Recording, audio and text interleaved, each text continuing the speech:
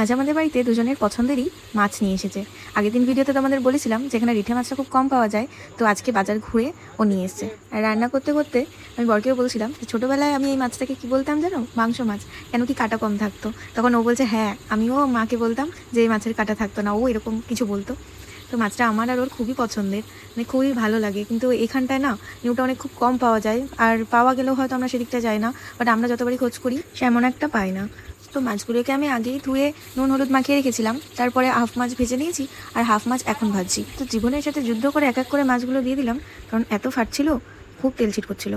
তারপর ওইদিকে মাছ ভাজাগুলো হচ্ছে, আর আমি এদিকে সব রকম মশলা যেমন হলুদ গুঁড়ো, জিরে গুঁড়ো, ধনের গুঁড়ো, লঙ্কার গুঁড়ো সব একসাথে জলে মিক্স করে নিয়েছিলাম। তারপরে ওই তেলেই একটু জিরে আর একটু তেজপাতা আর দিচ্ছি দুটো শুকনো লঙ্কা, তারপরে দিলাম গরম মশলা, দুটো এলাচ। এইবার তেলে এগুলোকে হালকা করে ভেজে নেব। আর ওইদিকে দেখো আমার গোগোসোনা তোমাদের একটু আওয়াজ দিয়ে দিল। তারপরে তেল গরম হয়ে গেলেই এখানে আমি আগে থেকে আদা রসুন আর কাঁচা লঙ্কা আর একটু পেঁয়াজ বাটা আগে বেটে রেখেছিলাম মিক্সিতে, তো এগুলো আমি দিয়ে দিচ্ছি তেলে। তারপর মিক্সির বাটির মশলাগুলোও ছাড়া যাবে না, ওটাতে একটু জল দিয়ে আমি সব মশলাটা ঢেলে দিলাম। তারপর এখন ভালো করে নাড়াচাড়া করে মশলাটা কষাতে হবে যতক্ষণ না তেল না ছাড়ে। তো দেখো এবার তেল ছাড়তে শুরু করেছে, আর আমি আগে থেকেই মশলাটা গুলিয়ে রেখেছিলাম, সেই মশলাটা এখন দিয়ে দিচ্ছি।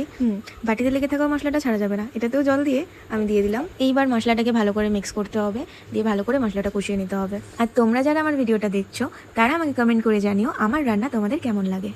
তো আমি রান্নাটা লো ফ্লেমে করছিলাম, তার জন্য একটু সময় লাগছিল, আর আমি একটু ঢাকা দিয়ে রেখেছিলাম যাতে মশলাটা ভালোভাবে কষে যায়। তারপরে মশলাটা প্রায় কষে এসেছে, আমি আগে থেকে কুচি করে রেখেছিলাম টমেটোগুলো, এখন আমি টমেটোগুলো দিয়ে দেবো। টমেটোগুলো দেওয়ার পর একটু নাড়াচাড়া করে আমি রেখে দেবো সেদ্ধ হওয়ার জন্য। তারপরে একটু লবণও দিয়ে দিলাম যাতে একটু তাড়াতাড়ি টমেটোগুলো সেদ্ধ হয়ে যায়। তারপরে হালকা টেস্টের জন্য সামান্য একটু চিনি দিয়ে দিলাম, তো তোমরা এটা স্কিপ করতে পারো, আর যাদের পছন্দ তারা দিতেও পারো। দেন তারপর এটা লিড দিয়ে ঢাকা দিয়ে দেবে। তো 5 মিনিট হয়ে গেছে, আমি একটুখানি জল দিয়ে আবার একটু নাড়াচাড়া করে নেব, তাহলে টমেটোটা একদম ভালোভাবে গলে যাবে।